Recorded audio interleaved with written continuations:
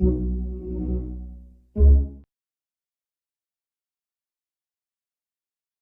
right, guys. My name is Isaiah McGee.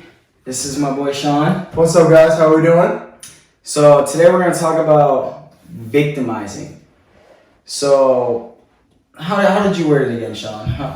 Well, I called it the victim mentality, always pointing the finger of your problems to other people. So that's how I kind of word victim mentality. No, that makes sense. That's the word I was looking for. So like a victim mentality. So a lot of us want to sit there and we want to pull up excuses about, kind of like why I can't accomplish this or why I'm unable to accomplish this. So we look for excuses to make it seem like we're the victim and we're playing like, pity me game. And it's not done on purpose. Nobody wants to be a victim on purpose. That's just not how it goes. But when we feel we're incapable of doing something, we tend to fall back on ourselves and, kind of. I think it tends to also be having a weak mindset and it hasn't developed yet, and you tend to victimize yourself when you haven't gained enough knowledge.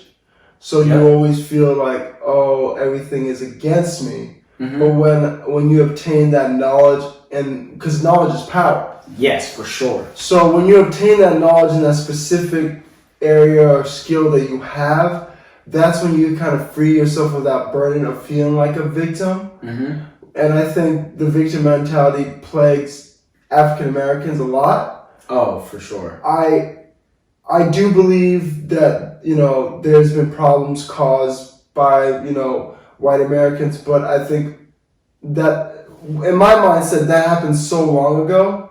And statistically, if you look at it, the black man and woman was doing a lot better 50, 60 years ago financially than the black man or woman is doing today. Mm-hmm. And you can't say, you can't point at racism at that point because segregation was alive.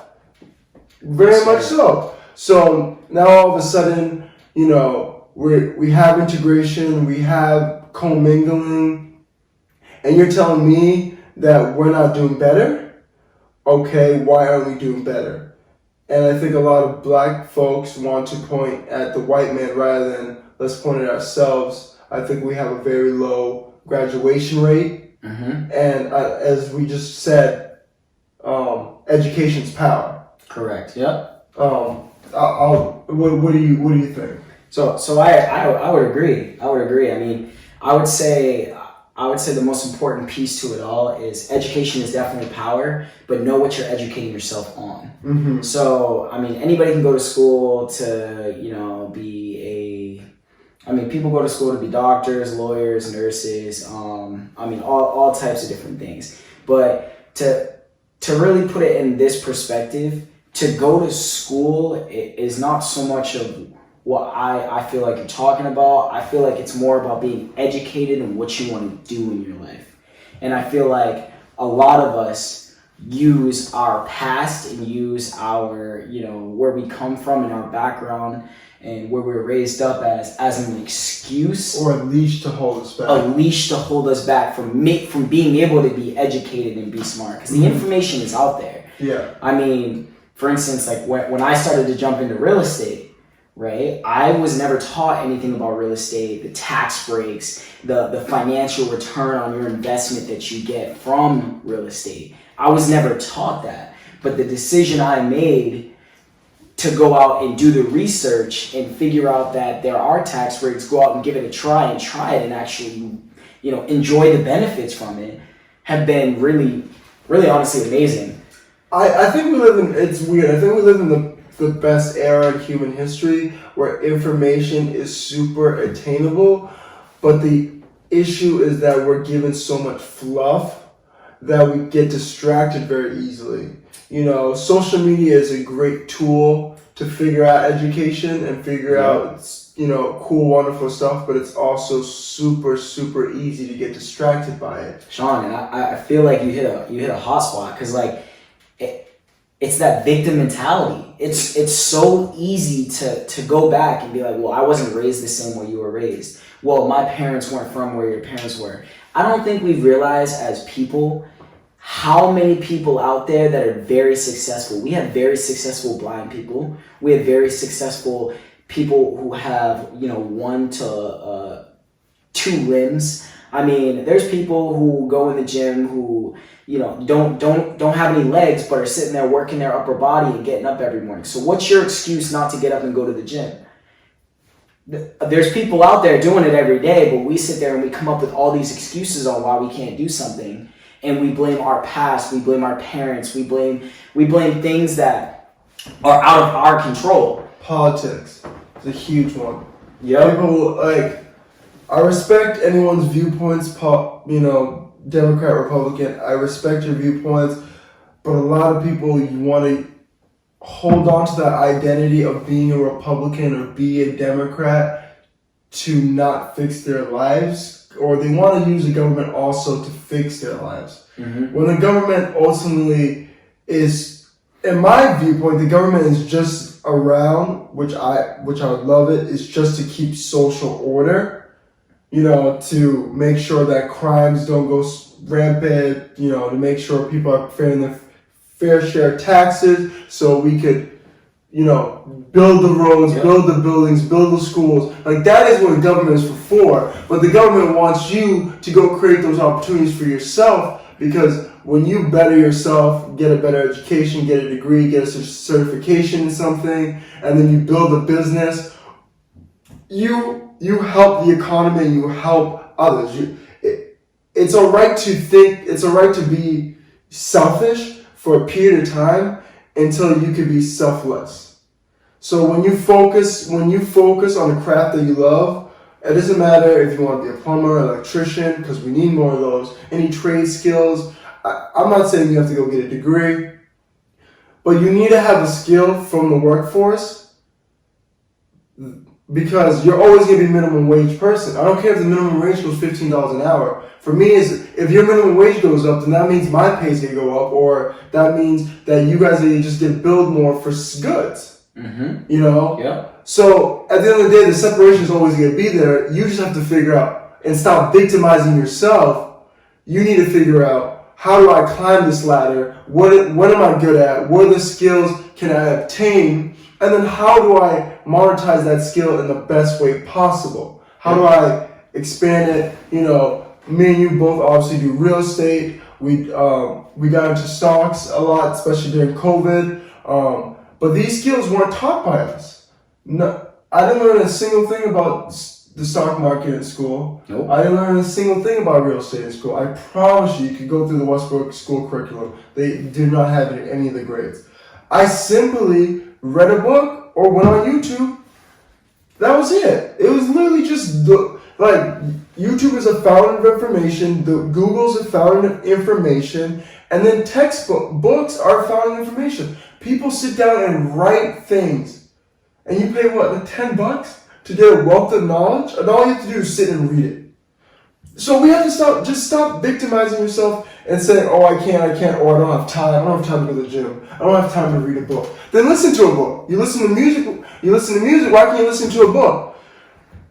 On average, Sean, I mean, you were probably in the same spot as me probably about a year and a half ago, maybe 2 years ago. Yeah, well, nothing, just getting out of school, you know. I'm still in school. Yeah, broke college kid. Yep. I mean, what would you say that really turned you around and made you open your mind into wanting to explore other areas? Because you have your degree, right? Mm-hmm. And what'd you get your degree in? I got my good degree in accounting. Accounting? Yeah. And what do you do for work? I'm a accountant for a health insurance company, Mm-hmm. and I also do real estate. But where's most of your money coming from? Currently, right now, for my W-2 job. Yep. And then what I'm slowly trying to do is build up to the point where my side incomes replace that main income. And honestly, I probably could do it in 2 to 3 years of completely getting rid of that main income.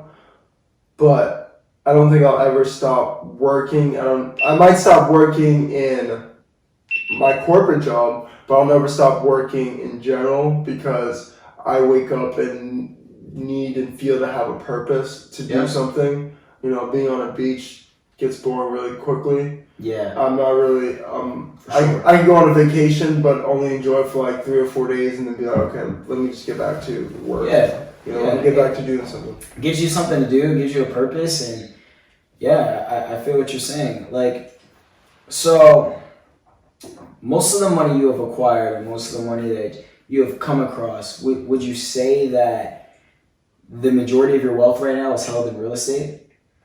Yeah, equity. Yeah, a lot of equity. So my net worth is all tied up into real estate. Yeah. I do have quite a bit of money saved up, but obviously you can never. The best part about real estate, I don't think you can ever save enough money unless you work a really big corporate job. But you can never. If the equity is going up, if things are going all right, it doesn't have to be going great. But if things are just doing what they do, you'll always be, making money. That's not even including rent, but that's just including my property, going up in like, well, I own both my properties now for, this one will be a year next month, and then my apartment building will almost be 2 years in like 5 months? Yep. And those have gone up in value, together around $150,000. Yep. So that being said, I mean, in just 2 years, would you say those properties in building you long-term wealth as an equity would have surpassed your current job? Oh yeah, I could. At my current pay for with that, that would be what, almost 2.5 years. That would be 2.5 years. But that's not even including the taxes that come out of my paycheck. So it'd probably be like 3 years, just because obviously I get taxes. And then you get tax breaks and stuff like that. But yeah, with the real estate, I get taxes taken out and stuff like that. So another thing I noticed, Sean, is I noticed that some people get really, really upset when it comes to tax breaks. And they feel like these upper class people who provide jobs, provide housing, and stuff like that shouldn't get as large tax breaks as they do. Well, the funny. Would you agree that you feel like they're falling back on victimizing because they feel as if they can't go out and do the same thing they did? Yes, exactly. So when I was in college, I had a very kind of anti-money people mindset, or like, oh, they have it all, blah blah blah. But then once you start, realizing that you can do it yourself, you start realizing that, the only way you can do those things or that's beneficial for you is if you're encouraged to do it. So I think a lot of people just think of taxes as, oh, the government's taking my money, the government's taking my money, which is kind of true. But if me being an accountant, I obviously know the tax code. I've done tax returns for businesses and stuff like that. But the tax code ultimately is a rule book on how to not pay taxes. Like literally, if you see a tax book, it's like this much.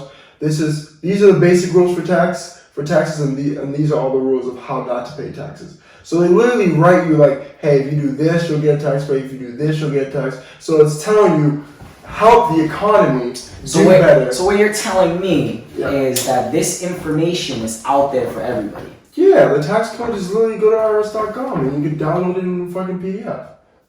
It's right there. And then it tells you how to pay less in taxes. It tells you how to. It tells you if you help do this, and it's not like they're giving you tax breaks for doing certain things. Understand, I want everybody to understand that when they are giving you tax breaks, it's because you're providing for other people and not just yourself. So, for instance, with rental property, you're providing homes and allowing somebody to stay in a building that you purchased for a price, but you're providing them a place to stay and providing a roof over their head. Yeah. So then, therefore, they give you tax breaks for doing that. Yeah. Yep. And then, yes, exactly. They want you to go out and buy real estate, or they want you to go out and start a business of some sort. Because when you do that, you provide either housing or you provide jobs. Yep. And ultimately, with real estate, we do both. If I need someone to come fix my place up, I call them and then I pay them. I'm providing a job and it's for someone to do. Now he takes that money, feeds his family X, Y, and Z. And then also just owning the building, I'm providing a family to come home to, put their stuff, and that's also great. And that's how you keep social order. When people have housing and they have jobs, they feel a sense of security. But if you keep telling yourself that I'm going to be rich one day, but don't figure out how rich people became rich, then you're never going to be rich. You're just going to always say I'm going to do it, you know? So that's a really good example.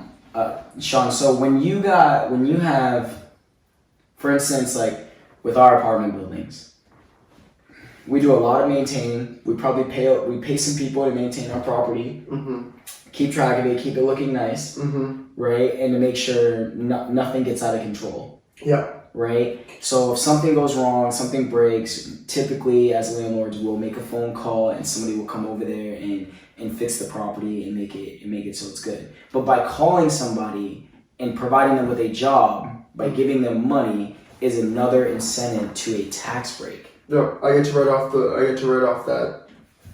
Basically, him coming to fix it. If I fixed it myself, I wouldn't get I'd get the tax write off for buying the tools or the supplies, but I wouldn't get the tax write off for my time. Yeah. So why would I talked about this in my podcast. You need to learn what your time is worth.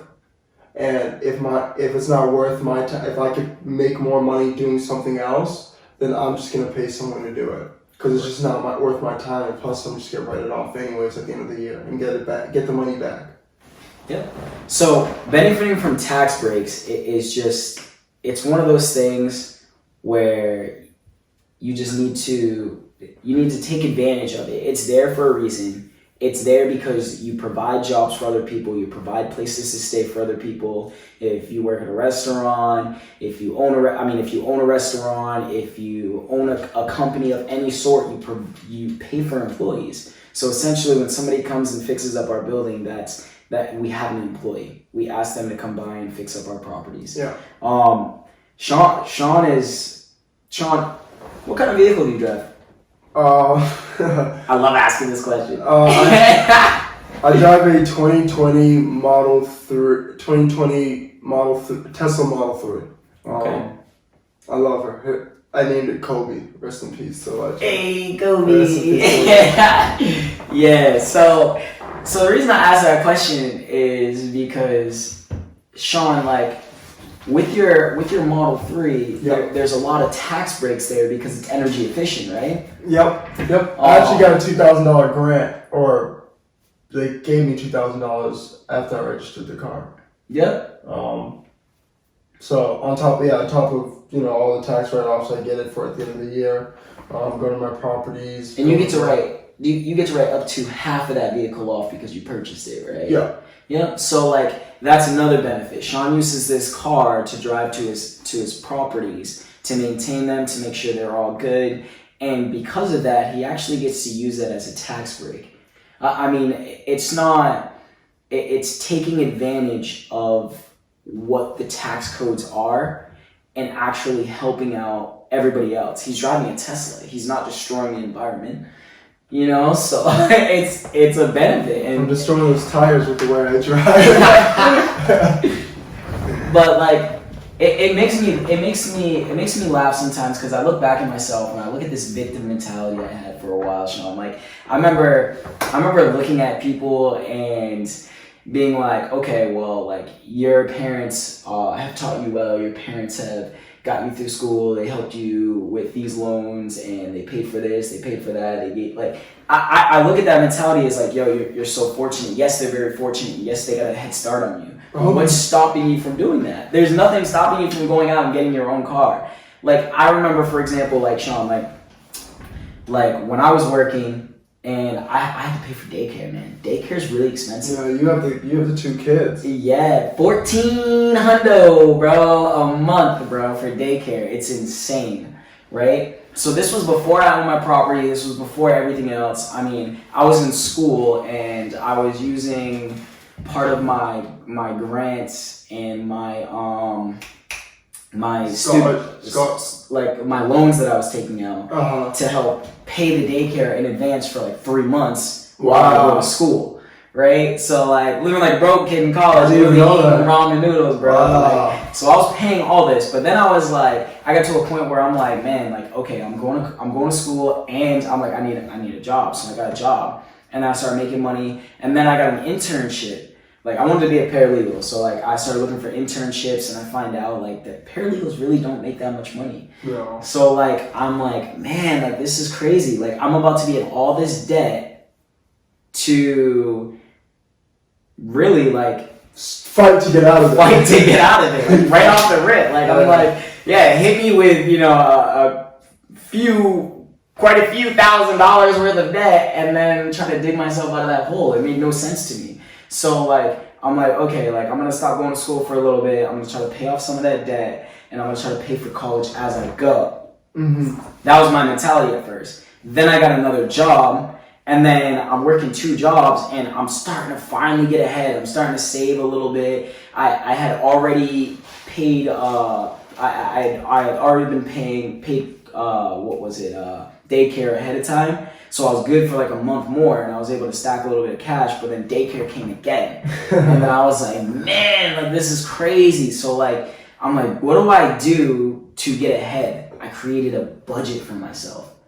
Like, just because you don't make a lot of money doesn't mean you can't save a lot of money. Mm-hmm. Money adds up quick. Stopping at Starbucks every day and paying $7 for a coffee, dude, crazy. I went to I went to Missouri last weekend. I went to Starbucks like at the airport. Literally, I got like a medium drink that was like $5, and I drank it. I'm like, this shit wasn't worth $5. No. Like, the cost of it at this point for me doesn't mean anything, but fuck, like, I should just got some water. Literally. It paid for itself. So there's other ways. So I ended up budgeting really, really hard. Like, super hard to, like, try to do that. I remember, like, if you look at Sean's podcast on SoundCloud, right? Yeah. You'll be able to hear a little bit more about that. But I ended up budgeting really hard, and I ended up being able to save up for my first apartment building. And then by getting my first apartment building, it actually, like, created, like, complete, like, financial, like I can almost say financial freedom. Like, I started making money making money off the building I lived in, opposed to paying money for a building I lived in. But it feels nice to be able to breathe.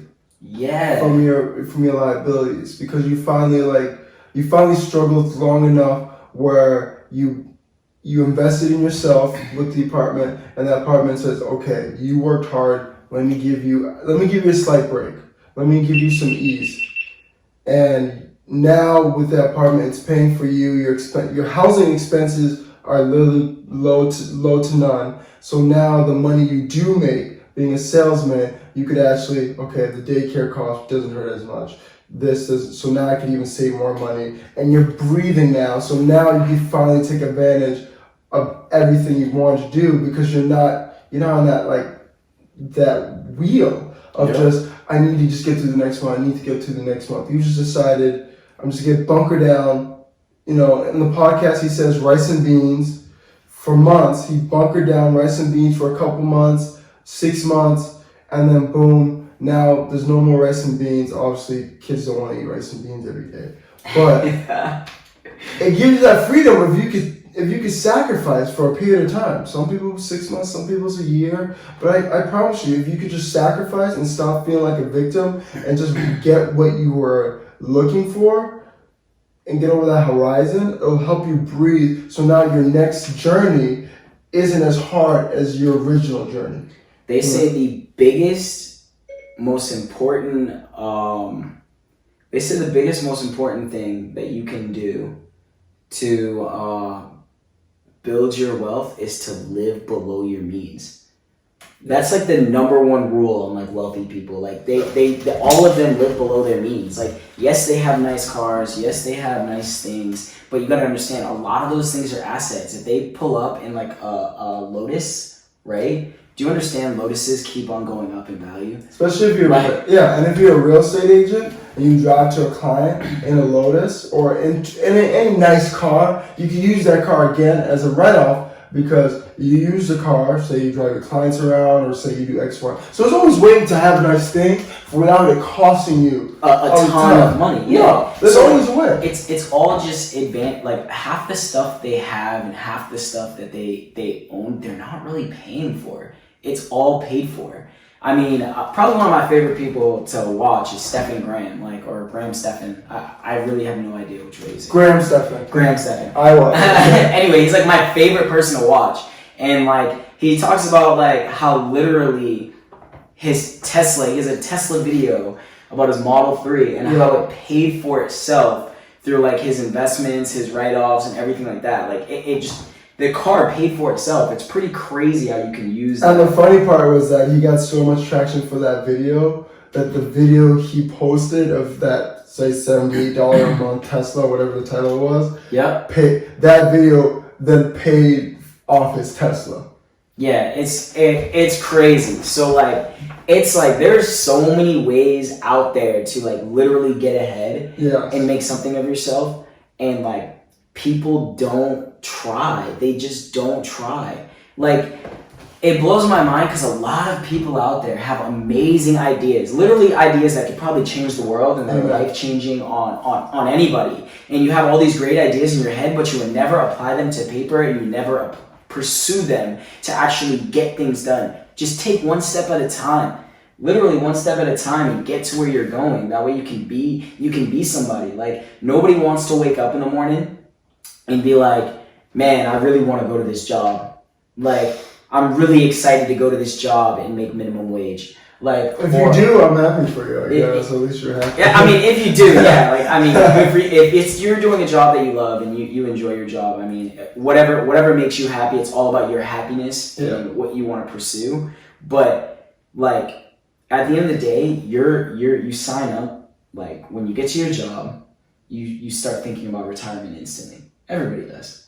Because what do you want to do? You want to enjoy the experiences. You talk about 401ks. You talk about Roth IRAs.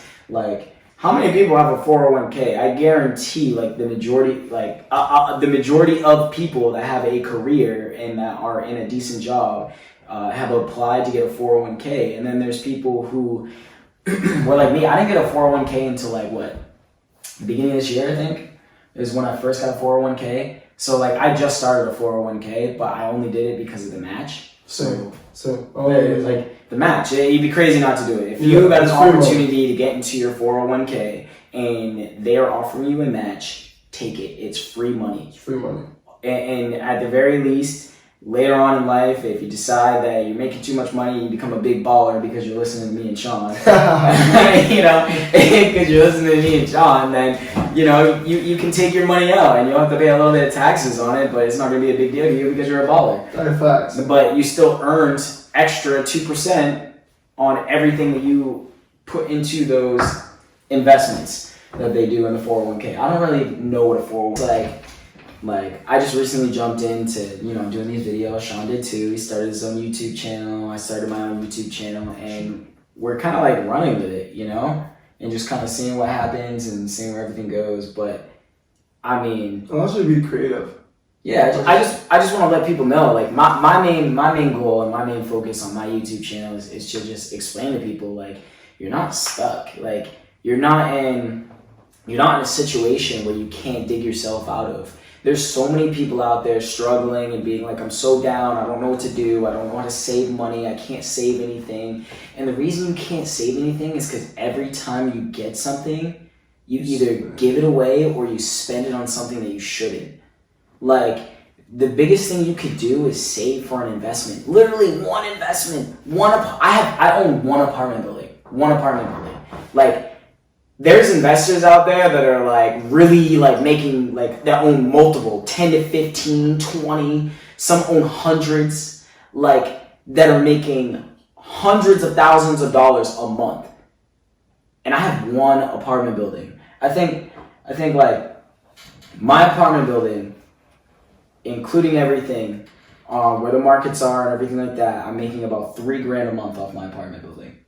right? And then I got to pay my mortgage and I got to pay my heat and stuff like that. Pay for building expenses and stuff like that, which isn't bad though, but like I'm grossing that amount and then I get to use some of it as tax write-offs and it benefits me later on because I actually have a W-2 job. Some people only make $3,000 a month. That's what I'm saying. Yeah, that's what I'm saying. So like it's but like it does help. Yes, I actually changed my dude, Sean, one apartment building, bro. Yeah. One apartment building literally like completely turned my whole situation around into where I was to make it so that I feel good. I go out and I'm like, I'm doing good and I don't have to worry. I'm not worried about it. Like, it's stress-free. It also, it's stress-free, but then I think you get a kind of an itch to it where it's like, oh, that was it? I can do that again. I can do that again. It's easy. Let me find another one. Let me do that again. Like, wait, so if this one made me feel good, I bet you another one will make me feel good. Like, if real estate or buying buildings is my crack, then sign me up for it. Fact, sign me up. I want like 8 bumps, bro. I know. Let me get a shot. Because every building I get, one adds to our net worth. If we buy buildings that we buy them cheaper than what they're worth, that adds to our net worth. That adds to our monthly income. So that means, and it creates huge leverage. Like Sean said, around 150 grand of equity he's sitting on to. That's 150 grand of leverage. There's not better cash than leverage. yes. Name it. You could come up to meet somebody with $100 bill, for instance, like if you've ever bought a car and you've ever been into a dealership and you've had bad credit or you haven't been approved for a loan or something like that, then you know how important leverage is. If Sean has a building that's worth that much and he needs a loan, right? He can go to his building instead of going to a bank and take out money. That's crack. So anyone who doesn't understand what leverage is a term of where you use someone else's money, aka the bank's money, a friend's money, anyone else's money to make money. So you leverage off that investment. So say I want to buy a building that's $100,000. I only have $10,000. I borrow $90,000 for it, and then use my $10,000. I am leveraged up to $90,000. So my leverage is at $90,000.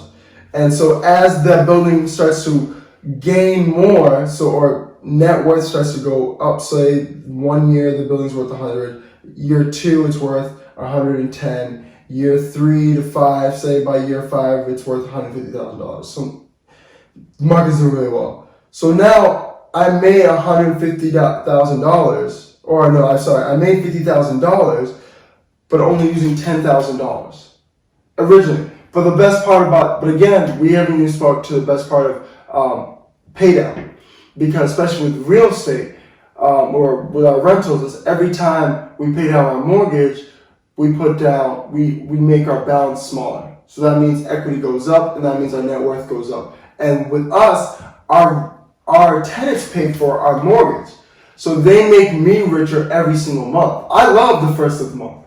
I'm like, shit, I'm about to get me red checks. I'm about to get me red checks, and my net worth about to go up.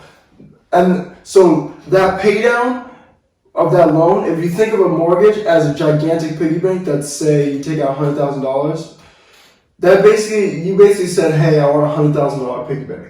And then you pay down every single month. You can pay down fast or slow, whatever, you can pay that down. And once it's completely paid off, you now own a building free and clear worth a minimum $100,000. Exactly. And then another great thing about that is a lot of people have 401ks, have all this other stuff that slowly accumulate over 30 years or however long you're going to be at your job for into being about, realistically, you could have, if you go out and you buy 5 investment properties, right? Yeah. So just 5, and they're all $200 a pop, right? At the very least, in 30 years, you're gonna have $1 million worth of assets if the property didn't move from where it's at. But we know that land is the most valuable thing you could possibly purchase right now. Yeah, you can't make any moves, so you can't make a bad decision. Like, yes, like I think leverage is important because with leverage you can make bad decisions because you can buy when the market is too up. Which is why we haven't really made a purchase yet. Yeah, it's a little scary right now because I feel like it's hard. It's hard to figure out whether you're buying something that's valuable. Like right now, everything is so inflated that you're like, I don't know if this is a good deal or if this is a bad deal because just everything. Like you could say, oh, this property is $210. Someone just bought a property for $240. But what if a year ago that property was only worth $180? Yep.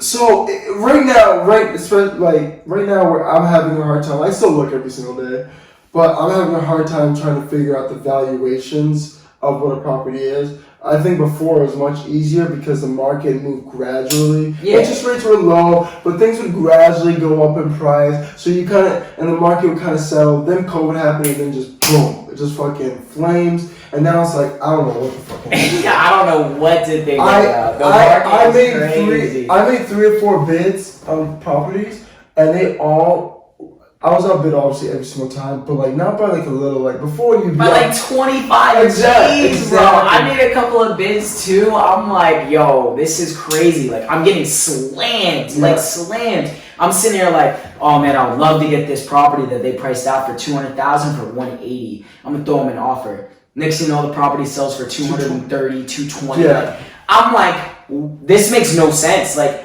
our market is crazy. Like people are so willing to overpay right now.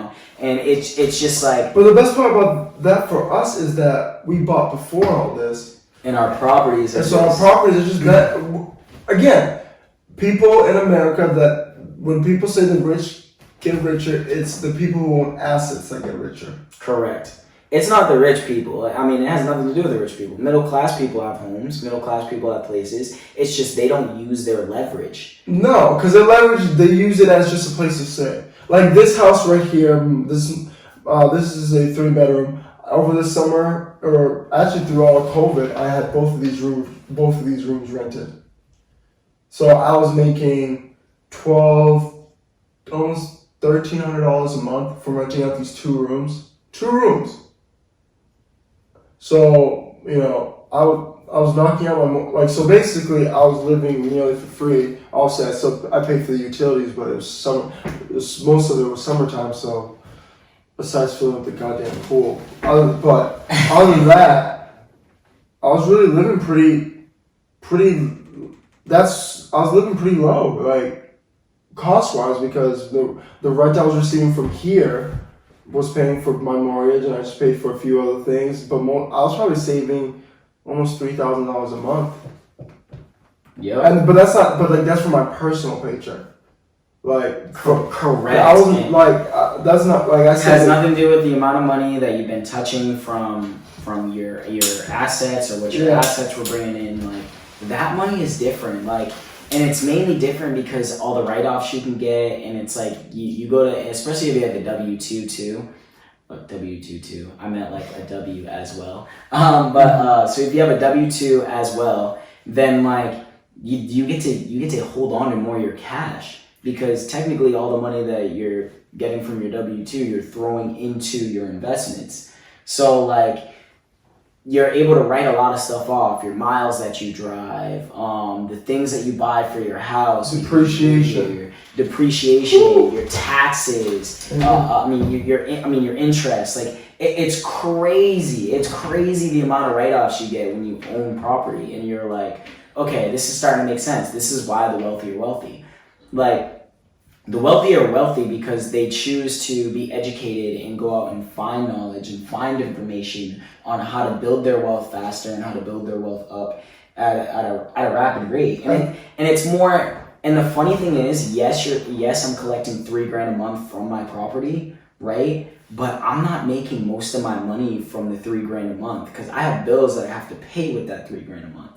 The money really comes in on the back end, on the equity that the property builds over time. That's where the money comes in. You're talking hundreds of thousands in a matter of 10 to 15 years. Like it's nuts. But do people have the patience to wait? Or, like again, we talked about you got to be able to grind or just kind of bunker down until things come to fruition. Flowers don't grow overnight. You know, nothing. Rome wasn't built Beautiful. overnight. Like, are you willing to say, okay, I can wait. I can grind this out. You know, I really like going to the club, but I could go. I don't need to go to the club for 16 months and save all that money that I spend there. Can you make sacrifices in your life? You know, parents make sacrifices to take care of their kids. Yep. Can you make those sacrifices? But one good book that I think, you know, really, I think people should listen to, listen or read, whichever you prefer. It's called Tax-Free Wealth by Tom Wheelwright. He's a CPA, and he's actually the CPA of, if you guys ever read Rich Dad, Poor Dad by Robert Kiyosaki. Oh, God, that is my book. That's a classic. Like, that is my book. Like, I don't, Sean, I think you hit him. I think everybody who wants to change their lives and who wants to get out of that, that victim mentality should really seriously sit down and read that book. Like, that book explains things in black and white. Stop your whining and literally go out and buy assets. That's all you have to do. If you want to be successful and rich, instead of going out and buying that brand new car or saving up to buy a house, because in my opinion, unless you're renting out the house or getting roommates to sit there and help you pay the bills in the house, your house is not an asset. No, it's a liability. It's 100% liability. Well, this house is not, like, this house right now, no one's renting it, so it's a liability. Yeah. Me paying my mortgage is a liability. Well, also you get the equity and pull the equity and invest that equity later, which is fine, but it's still a liability. Sean, it's still a liability until I take that equity out. So you're saying this is a liability, right? Yeah. So would you say two or one of your tenants pays your mortgage in your building? One. One of your tenants pays your mortgage. Yeah.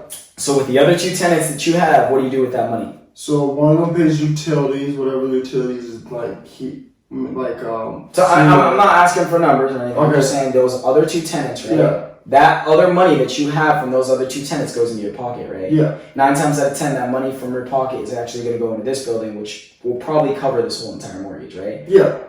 So like, really, it's not really a liability at that point because you're not really paying for anything. No, but I mean, but that's what I'm saying. You're using money that other people are giving you to pay for something nice that you can live in and you can enjoy. Yeah. While building equity in this property where, like you said, you're gonna refinance, which is what I'm doing right now. Like I'm refinancing my current building to pull out 15 to 25 G's to reinvest into another building. Like, think about that. There's something you bought back a year ago that's saying, okay, you could pull out of me and go buy another one. Like, there's nothing, stocks can't do that. Correct. Well, you can get gains and buy more stocks, but like, not at that volume. No, not at that volume. And you can't take leverage out on, you can't take the type of leverage out on stocks that you can in real estate. Like a 30-year and I was making mortgage, money the whole time. Exactly. A 30-year mortgage is the sweetest thing you get. Like, there's no better type of, I think for me, there's no better type of debt than a 30-year mortgage. You know, like stocks, you could do a call option or put option and take out money out of whatever is invested in your portfolio. But they could call you at any moment and be like, hey, we want our money back. Like the bank's not gonna do that. The bank, as long as you're paying your mortgage, they don't give a flying fuck. They don't care whatsoever. It's like, 30 years is done, all right. And they're sending the deed and that's it. It's because they're making interest off you the entire time. Exactly. But that's what I'm saying. So like, I sat there and I did the math on my building. Like right now, like I'm paying like $1,400 a month for my building or whatever. Like $1,428 right around there, right? So doing the math on that building, like if I were to pay $1,428 for 30 years, right? That's $513,000. Yeah, you're paying your mortgage twice. I'm paying my mortgage twice. Like, why would I ever do that? Imagine if that was my home, if that was a house that I lived in, and for 30 years I did that, or for 30 years I chased trying to knock time off the loan or trying to pay it down faster so I didn't have to pay them as much. I'm sorry, I'm not going to do it. I'm just going to let somebody else pay my mortgage, and I'm going to collect that money and let it pay itself off over gradual time. And at the same time, I'm just going to keep pulling money from it. Every time it gets a little bit of equity in it, I'm going to take a little bit of money and put it in my pocket. I mean, I got I got somewhere around 80 grand worth of equity in my building right now. So like with that 80 grand, like I'm gonna make the decision of, well, I can only pull out like 20% of like that 80 grand. So like, I think. it's Well, like since you live in, you can pull out if you go to like. oh yeah, you're right. I can pull out 90% of it. Yeah, you Yeah. can pull out 90% of what your home's worth is. So you can leave 10% in there. I would pull out whatever's probably just a 20% down payment for another. Yeah, I'm just pulling out just enough, which is like right around 25,000. Yeah. I have some money saved up, so Yeah. I'm just gonna use that and put those two together. Plus February is coming around too, so you get the tax returns. So I'm expecting a nice big check during tax returns. Like, and I'm just gonna add all that money together, and then I'm gonna make my next investment. Like, I feel like that. I mean, I was a complainer. Like, I complained a lot. I used every excuse in the book. I said, "Why do I have parents like you?"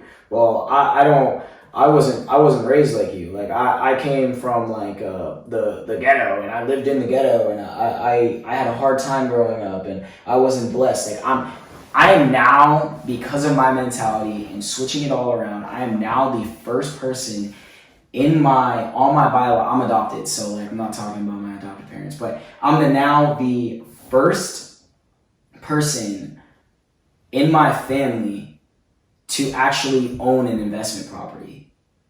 It's pretty crazy to think about.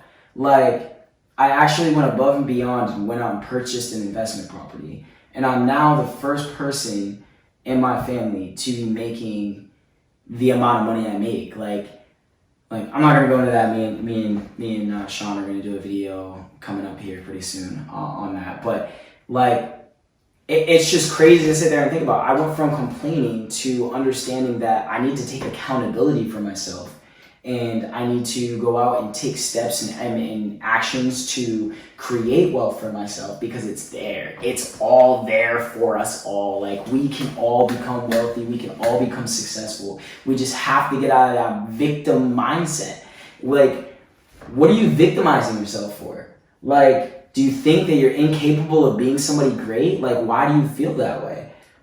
Like, I'm not really sure, because I mean, Sean, like, I can't answer their demons or what holds them back.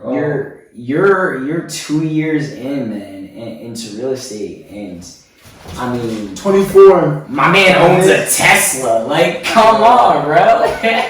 It's a sweet car.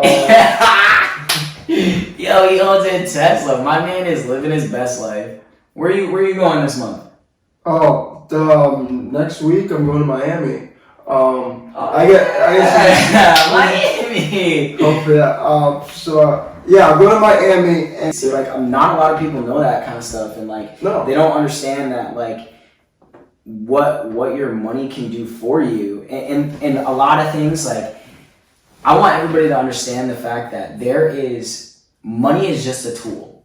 Realistically, it's a tool to get to where you want to be. And you want to be financially free, you want to be financially independent, and you want to be able to provide for your family and help out other family members when they need help. Like, and that doesn't happen overnight. That's not something that you can just wake up to. Like Sean, I mean, realistically, it took you a little bit to get to the point to where you're at, and it took me a little bit to get to the point where I'm at, where I can actually refinance and pull a good portion of my money out. Well, the best part is you just got to live in the house. You just got to live in it, improve it, build it, do cool, and learn how to be a homeowner, or learn how to take care of a property. So when you open up that property management company, no, this needs to be fixed, or no, this looks funky. I don't like the way that tree is. How close? Like, you learn this stuff because you dealt with it hands-on. Oh, yeah, and that's the best part. It's the experience. Yeah. It's the experience. I love it. And I made a video on this not too long ago. Like, what gets you excited when you wake up in the morning? Like, what about your morning makes you feel motivated to want to get up? Like, I love the experiences. Like, I love life. Life is like, I love the experiences I get out of life. I love learning lessons, even if they're hard lessons. Like, it's an experience. I want to be able to be financially free so I can really go out and explore the world. Like, this world is a beautiful place. It's a beautiful place. It's huge. There's so many different places you can go to, so many places you can see, but you have so little time to do it. So a important thing you need to remember is that like you need to get out of that victim mindset. You can accomplish anything. Like I would have never imagined the level that I got to, like by doing what I'm doing right now. Like I would have never guessed that real estate could change my life this much, to a point where I'm pretty much at a financially free state right now. Like I don't have really any bills. And it comes next building, the second building is going to be even better. I can't imagine what that building has in store for me. Like I just have to make sure that I make the right investment and leverage my money right. Like the market is a tricky thing. So when you're making purchases and you're making buys, you need to make sure that you always come out on top. But like I said before, like we're buying long term.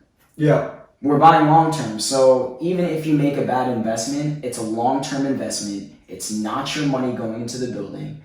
So just relax. And as long as you're making money off the building monthly, and your mortgage isn't, like, say for example, say my mortgage was $3,500 a month and I was only pulling in $3,000, I'm done. That's a dumb decision, because that's not why I bought the building. I bought the building to make money and to make my chances of succeeding in life a little bit easier, and taking the financial strain of me having to pay things off even faster. Even if you did make, I think since we're playing the long game, which is the best method to play, even if you bought, say, a bad property, say you bought it and the price was just a little too high.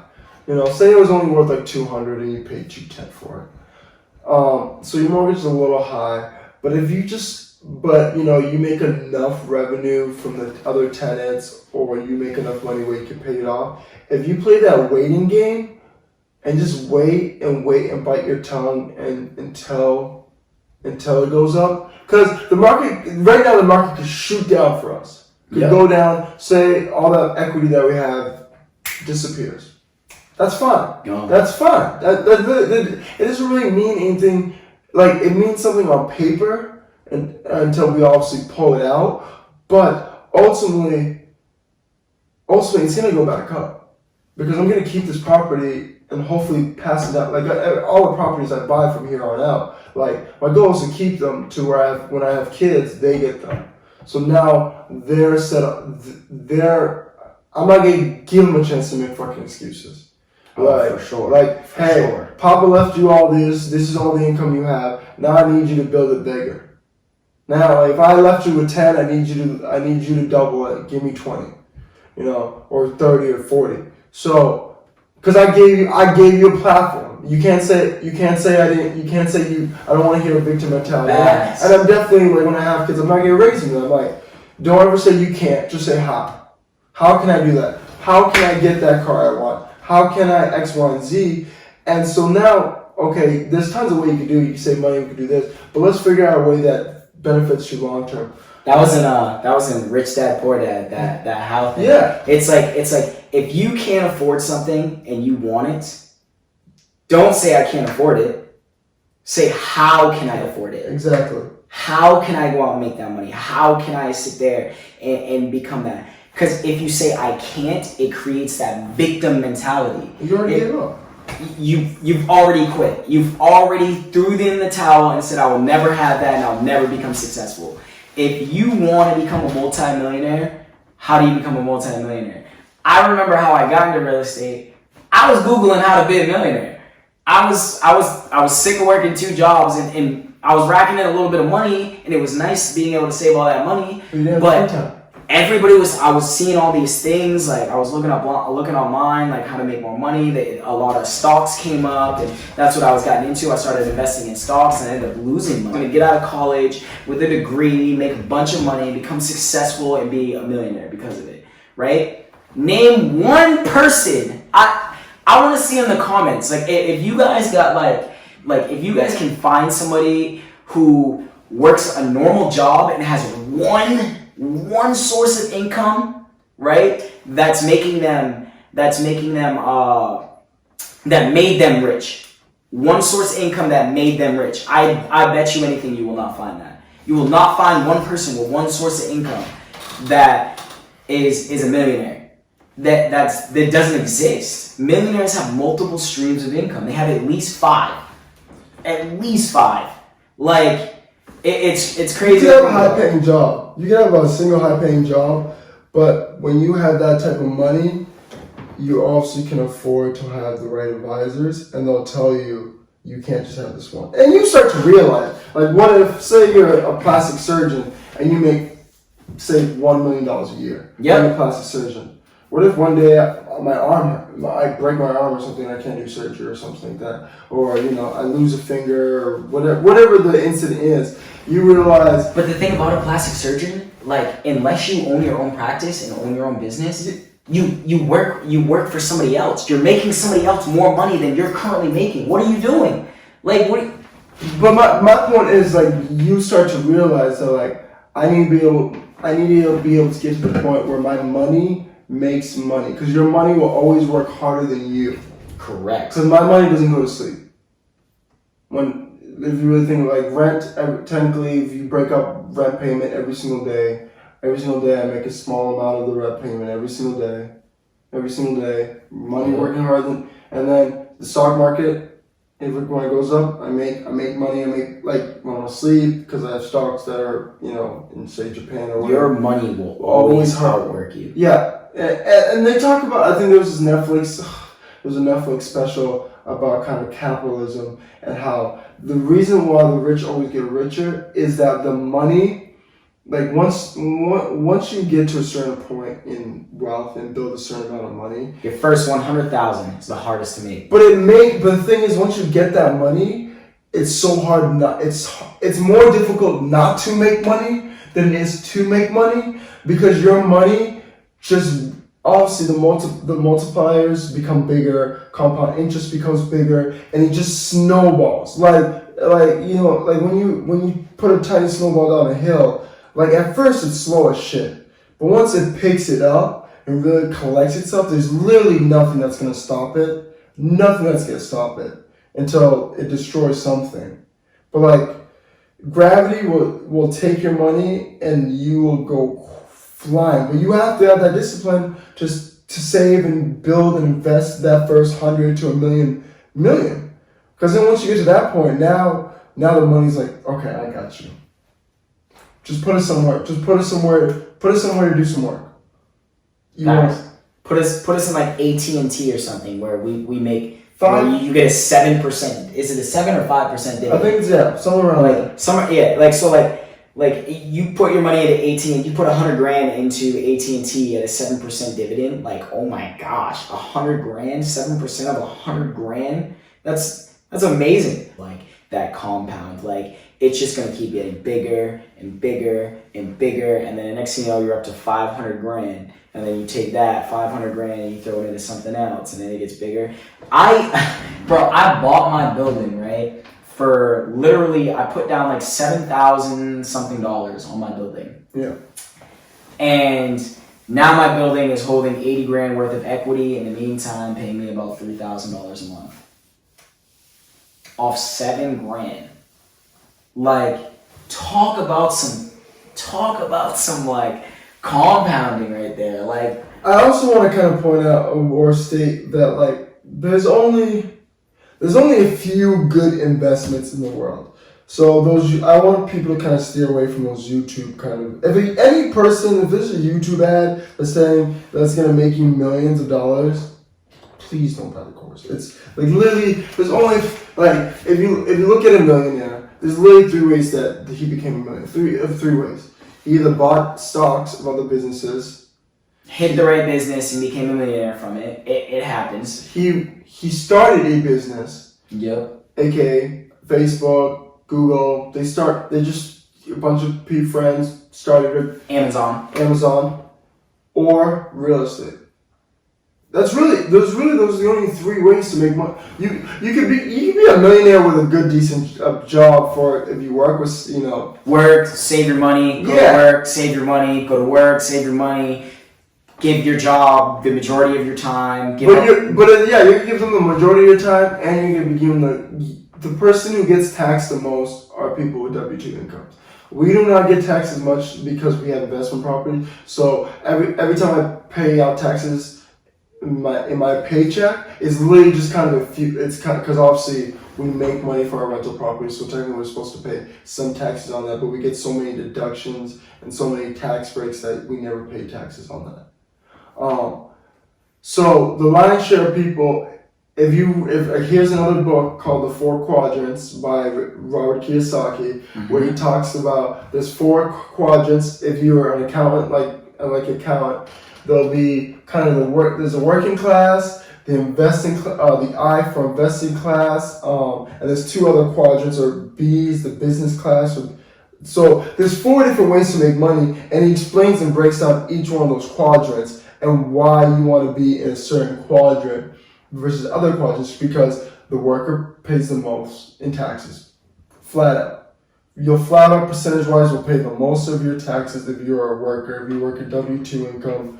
Like, it's kind of fucked up to think that I make, the amount of money that I do, but I probably pay less taxes than someone that works, say, at McDonald's. Like, that's just the flat out truth. And you could be upset about that. You can't. Of course, you I can. I don't care. It's just the truth. It's one of those things. It's one of those things where bro, you're giving people places to stay. You're taking people off the streets and giving them an opportunity to stay in a nice place that you maintain, that you take care of, that they don't have to worry about maintaining anything. That is probably the biggest key to it all. You're providing homes for people, and for that, you deserve tax write-offs. You're allowing somebody to live in your property where things like damages happen, wear and tear, stuff like that, when you don't have to. I could have them on too. But I guess I guess we should probably wrap it up, because we could talk about this for 2 hours. Facts. 2-3 hours. And I think we're well over an hour. I guess the lesson ultimately, like we stated in the beginning, is you need to stop having a mentality, and it all starts up here before it can happen in your bank account, before it can happen anywhere else. This needs to be fixed. Your mindset, how you wake up every single day. You need to be able to battle through the adversity that every human being faces. Rich people face adversity. Kids who have been spoon-fed in our minds compared to us, everything, still go through adversity. Think about it. I honestly prefer that I didn't grow up with anything, because I had something to aspire to have, or something I aspired to, I wanted, a goal to achieve. Imagine being given a silver spoon where it's like, what do I achieve after this? Where is there else to go? You can kind of see that honestly seems like more of a dilemma than being poor. Sure. Once you're at the top of the ladder, once you're on top of the ladder or top of the hill, the only place to go is back to the bottom. Yep. That's the only place to go. So it's at least we get the journey to climb up, and that's an experience. And that's what ultimately this journey to climb up is where the fun is at. The top will be great, but I honestly only care to get to the top at my deathbed. I really prefer and love the journey of climbing up there and building and strengthening my mindset every single day, and learning every single day. Reading, listening to books, watching videos that teach me things about the things I'm interested in, where I can monetize and make myself better. I don't give myself any more excuses. I don't say I can't have this thing. At worst, I'll say I can't have it today. The biggest thing, guys, is really where it comes down to is don't victimize yourself. Because you feel that you're not capable of doing anything or accomplishing what somebody else has accomplished, it already puts you at a losing stage. It puts you in that drought. Saying I can't, saying I'm not able to, or I'm not like you, doesn't make that statement true. It's not true. You don't have to be like somebody to accomplish great things. You don't have to be that person to accomplish. You don't have to have great parents that are millionaires to be able to accomplish these things. You can start from one step, put one foot in front of the other, and listen, read, educate yourself, and become a smarter and more educated individual, which then will allow you to expand your mind, expand your wealth, and just expand your overall happiness. You start from the bottom and build your way up to the top. If you are not from a wealthy family, then a wealthy family you must create. That's a really way to wrap it up right there. I'll let you do the sign off. So this is Sean and Isaiah. I have an Instagram page. Follow me on my Instagram, Image Yourself Better with an extra E in image. That's kind of where I'm at. That's my brand. That's what I'm running with. Mine is simple. It's just Sean. I think it's dot or dash Johnny. Hey. That's Sean Johnny JNY. My YouTube page is Sean Johnny, and you could tune into the Sean Johnny podcast. I'm not sure when I'll make the next episode. I think it'll be sometime this weekend. But I just dropped a new episode yesterday, so go listen to that. I made a video with my dear friend Remy Ellis. Remy has a YouTube page, and we kind of go through that and talks about finance and some news.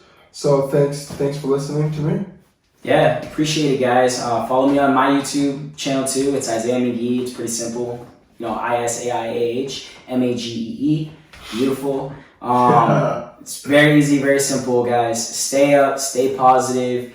Start reaching out to people and looking to create wealth through. I'm 100% into real estate. There's other ways to do it through stocks and stuff, but real estate.